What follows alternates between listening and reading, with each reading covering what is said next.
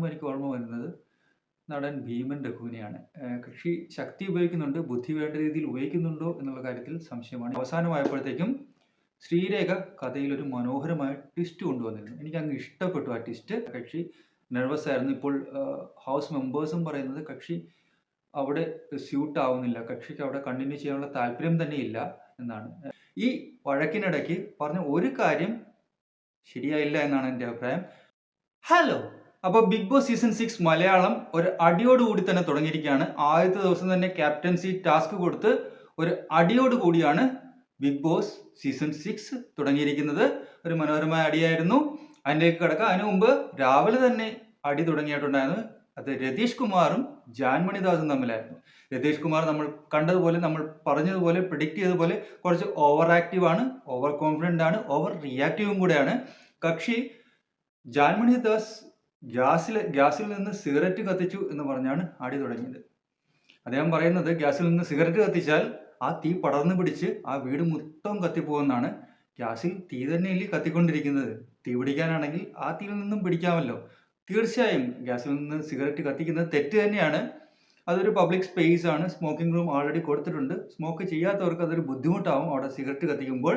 പക്ഷെ അതിൽ നിന്ന് തീ പിടിക്കുമെന്നൊക്കെ പറയുന്നത് ഇത്തിരി കടന്ന കൈയല്ലേ. കക്ഷി ആവേശം മൂത്തുകൊണ്ട് മിസ് ഔട്ട് ആയി പോയതാവാം, അല്ലെങ്കിൽ അറിഞ്ഞുകൊണ്ട് തന്നെ പറഞ്ഞതാവാം, മറ്റുള്ളവരുടെ സപ്പോർട്ട് കൂടെ കിട്ടാൻ വേണ്ടി പറഞ്ഞതാവാം. എന്തായാലും ഈ വഴക്കിനിടയ്ക്ക് പറഞ്ഞ ഒരു കാര്യം ശരിയായില്ല എന്നാണ് എൻ്റെ അഭിപ്രായം.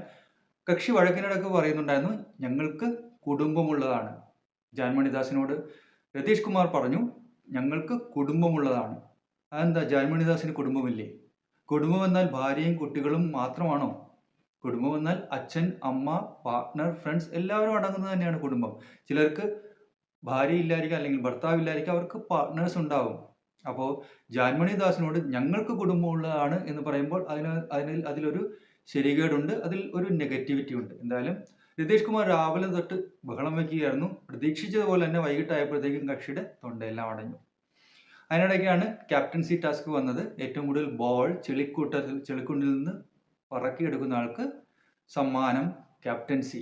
എന്തായാലും എല്ലാവരും ഫെയർ ഗെയിം കളിക്കുന്നുണ്ടാവും എന്ന് ആണ് ഞാൻ പ്രതീക്ഷിച്ചത്. ആദ്യത്തെ ദിവസം അല്ലേ, അറ്റ്ലീസ്റ്റ് ആദ്യത്തെ ദിവസമെങ്കിലും ഫെയർ ഗെയിം ഉണ്ടാകേണ്ടതാണ്. പക്ഷെ അവിടെയും സിജോ ചെറുതായിട്ടൊന്ന് കളിച്ചു. സിജോ ഒരു ടീം ഉണ്ടാക്കി റോക്കിയുമായിട്ട് ചേർന്ന്. എന്നിട്ട് റോക്കിയെ ക്യാപ്റ്റനാക്കാനും താൻ സൈന്യാധിപൻ അതല്ലെങ്കിൽ ഉപനായകനായി പവർ റൂമിൽ കയറാമെന്നായിരുന്നു അദ്ദേഹത്തിൻ്റെ പ്ലാൻ. പക്ഷെ ആ പ്ലാൻ അങ്ങോട്ട് പൊളിഞ്ഞുപോയി എന്ന് പറഞ്ഞാൽ മതിയല്ലോ. എന്തായാലും സിജോ ആ പ്ലാൻ ചെയ്തത് മറ്റുള്ളവർ പിടിച്ചു. അങ്ങനെ വഴക്കായി. അവിടെയും രതീഷ് കുമാർ ബഹളം വെച്ചുകൊണ്ട് വന്നു. അവിടെയും സ്ക്രീൻ സ്പേസ് രതീഷ് കുമാറിന് കിട്ടി. അവിടെ റോക്കിക്കും അത്യാവശ്യം വേണ്ട സ്ക്രീൻ സ്പേസ് കിട്ടി. എന്നാലും മത്സരത്തിൻ്റെ അവസാനമായപ്പോഴേക്കും ഇവർ രണ്ടുപേരും ഒരുമിച്ചാണ് കളക്ട് ചെയ്തത്. സിജോ കളക്ട് ചെയ്ത് റോക്കിയുടെ ബോക്സിലാണ് ഇട്ടുകൊണ്ടിരുന്നത്. എന്തായാലും അവസാനമായപ്പോഴത്തേക്കും ശ്രീരേഖ കഥയിൽ ഒരു മനോഹരമായ ട്വിസ്റ്റ് കൊണ്ടുവന്നിരുന്നു. എനിക്ക് അങ്ങ് ഇഷ്ടപ്പെട്ടു ആ ട്വിസ്റ്റ്. ആ ട്വിസ്റ്റ് വന്നപ്പോഴത്തേക്കും ഇവർ രണ്ടും ഷോക്കായിപ്പോയി. അവസാനമായപ്പോഴേക്കും ശ്രീരേഖ താൻ കളക്ട് ചെയ്ത 20 ബോൾ കൂടി അർജുനന് കൊടുത്തു. അർജുൻ ഫെയർ ഗെയിമാണ് ത്രൂ ഔട്ട് കളിച്ചുകൊണ്ടിരിക്കുന്നത്. അപ്പോൾ അർജുനന് 20 ബോളും കൂടി കൊടുത്തു. അങ്ങനെ അർജുൻ ക്യാപ്റ്റനായി മാറി. ഏറ്റവും കൂടുതൽ ബോൾ കളക്ട് ചെയ്തത് അർജുനായി മാറി. അർജുൻ ക്യാപ്റ്റനായി മാറി. എന്തായാലും സിജോ ആദ്യത്തെ ദിവസം തന്നെ ഇത്രയും പ്ലാൻ ചെയ്ത്, വെൽ പ്ലാൻഡ്, വെൽ മാനോവറിങ് ചെയ്ത്, വെൽ ടാക്ടിക്സ് ഉപയോഗിച്ച്, സ്ട്രാറ്റജി ഉപയോഗിച്ച് മുന്നോട്ട് വന്നതായിരുന്നു. പക്ഷേ അതിനെ ഒരൊറ്റ മൂവ് കൊണ്ട് ശ്രീരേഖ തകിടം മറിച്ചു. എന്തായാലും അർജുൻ ക്യാപ്റ്റനായി. അർജുൻ്റെ ഒരു പവർ ടീമിനെ ഫോം ചെയ്തു. ആ പവർ ടീം കിച്ചൺ ടീമാണ്. അതിൽ ശ്രീരേഖയാണ് ഒന്നാമത്. ദെൻ ജാൻമണി ദാസ്, യമുന റാണി, അങ്ങനെ 6 പേരടങ്ങുന്ന ഒരു കിച്ചൺ ടീം. അവരാണ് പവർ ടീം. അവരാണ് ഈ പവർ റൂം ഉപയോഗിക്കാൻ പോകുന്നത് ഈ ആഴ്ച. അതുകൊണ്ട് തന്നെ അവരിൽ നോമിനേഷനിൽ പെട്ടിട്ടില്ല അവരൊന്നും. അല്ലെങ്കിൽ തന്നെ ക്യാപ്റ്റനായ അർജുൻ നോമിനേഷനിൽ നിന്ന് ഫ്രീ ആണ്. 8 പേരാണ് ഇത്തവണ നോമിനേഷന് വന്നത്.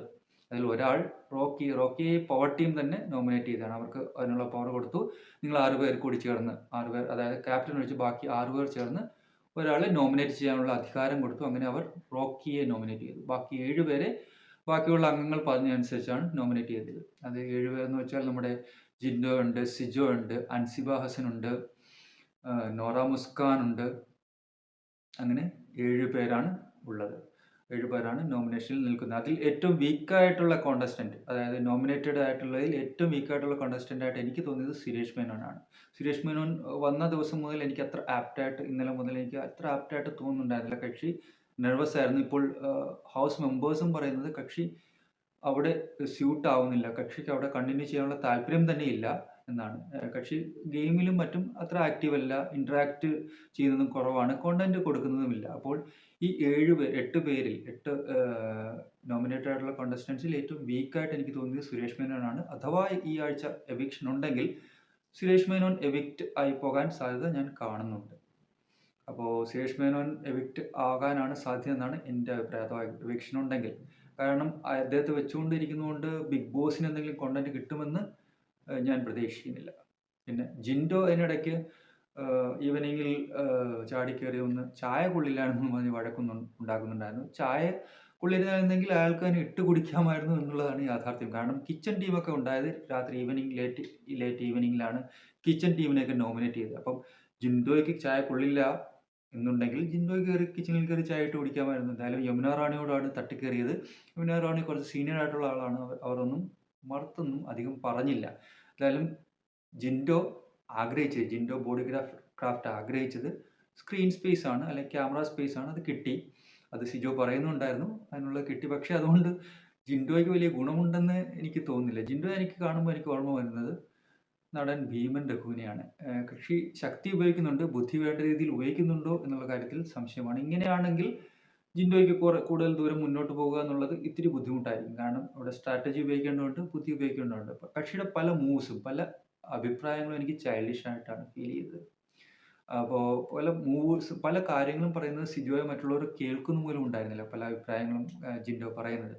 അപ്പോൾ കക്ഷി ശക്തി ഉപയോഗിച്ച് മാത്രം കളിക്കാൻ ആയിട്ടാണ് വന്നിരിക്കുന്നതെന്ന് തോന്നുന്നു. ചിന്തയും ബുദ്ധിയും കൂടെ ഉപയോഗിക്കേണ്ടതുണ്ട് എന്നാണ് എൻ്റെ അഭിപ്രായം, ജിൻഡോയ്ക്ക് അഥവാ മുന്നോട്ട് പോകണമെങ്കിൽ. എന്തായാലും അങ്ങനെയൊക്കെ അവസാനം ഈവനിങ് ആയപ്പോഴേക്കും രതീഷ് കുമാറും ജാൻമണിയായിട്ടുള്ള പ്രശ്നങ്ങളൊക്കെ തീർന്നെന്ന് തോന്നുന്നു. അവർ തമാശയൊക്കെ പറയുന്നുണ്ടായിരുന്നു. രതീഷ് കുമാറിൻ്റെ തൊണ്ട അടച്ചു ആദ്യ ദിവസം തന്നെ. ഇത്രയും അലറിയപ്പോൾ തന്നെ അലറുന്നത് കൊണ്ട് ബിഗ് ബോസിൽ മുന്നോട്ട് പോകാം എന്നുള്ളൊരു ഒരു സത്യം, അല്ലെങ്കിൽ ഇതിനു മുമ്പ് 1-2 തവണ തെളിയിക്കപ്പെട്ടിട്ടുള്ള കാര്യം പഠിച്ചു വെച്ചിട്ടാണ് രതീഷ് കുമാർ വന്നിരിക്കുന്നതെന്ന് തോന്നുന്നു. രതീഷ് കുമാർ പറയുന്നുണ്ട്, ഞാൻ കണ്ടന്റ് ക്രിയേറ്റ് ചെയ്യുകയാണ്, ഞാൻ അട്രാക്ഷൻ സീക്ക് ചെയ്യുകയാണ്, ഞാൻ വില്ലനാണ്, അങ്ങനെയാണ് ഇങ്ങനെയാണെന്നൊക്കെ. എന്തായാലും ഓവറായിട്ട് കണ്ടന്റ് ക്രിയേറ്റ് ചെയ്യുന്നതും ഒരു പ്രശ്നമാണ്. അപ്പോൾ ആദ്യത്തെ ദിവസം വളരെ മനോഹരമായിട്ട് തന്നെ മുന്നോട്ട് പോയി. നല്ല രീതിയിൽ അടി ഉണ്ടായിരുന്നു. ആദ്യത്തെ ദിവസം ഇങ്ങനെ അടി സാധാരണ കാണാൻ കിട്ടാറില്ല. 1-2 ദിവസങ്ങളിലൊക്കെ അവർ സമാധാനത്തോടെ പോകുന്നതാണ്. ബിഗ് ബോസ് സീസൺ 6 ഒന്ന് മാറ്റി പിടിച്ചിട്ടുണ്ട്. ഏതായാലും ബാക്കി വിശേഷങ്ങളുമായി ഞാൻ ഇനിയും വീഡിയോ ആയിട്ട് വരും. നിങ്ങൾക്ക് ഞാൻ ചെയ്യുന്ന വീഡിയോസ് ഇഷ്ടപ്പെടുന്നുണ്ടെങ്കിൽ തീർച്ചയായിട്ടും ഈ ചാനൽ സബ്സ്ക്രൈബ് ചെയ്യുക, ലൈക്ക് ചെയ്യുക. പിന്നെ എൻ്റെ അഭിപ്രായങ്ങളോട് യോജിക്കുന്നുണ്ടെങ്കിലും ഇല്ലെങ്കിലും കമൻറ്റ് ചെയ്യുക. ഞാൻ പറയുന്ന അഭിപ്രായങ്ങളിൽ എന്തെങ്കിലും തെറ്റ് തോന്നുന്നുണ്ടെങ്കിൽ നിങ്ങൾ തീർച്ചയായും അത് സൂചിപ്പിക്കുക, തെറി പറയാതിരിക്കുക. അപ്പോൾ അടുത്തൊരു വീഡിയോ ആയിട്ട് ഉടൻ തന്നെ വരാം. Thank you.